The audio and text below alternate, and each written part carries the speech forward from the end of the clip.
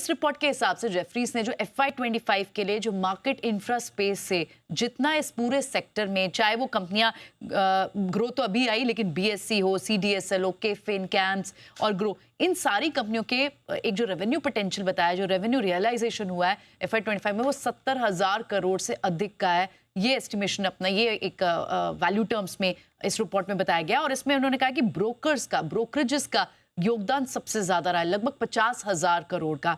Exchanges का योगदान भी रहा है लगभग 20,000 करोड़ का। और आगे भी इन स्पेसेस में अच्छी तेज ग्रोथ देखने को मिल सकती है, ऐसी उम्मीद इस रिपोर्ट में बताई गई है।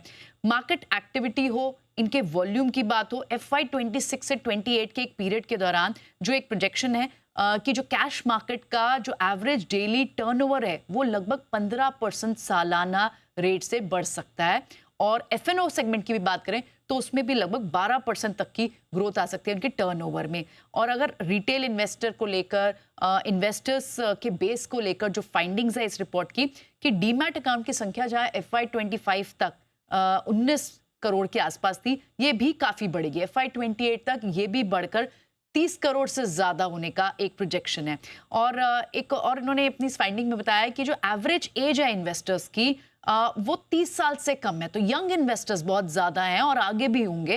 लगभग 40% हिस्सा जो है इस एज ब्रैकेट का होगा।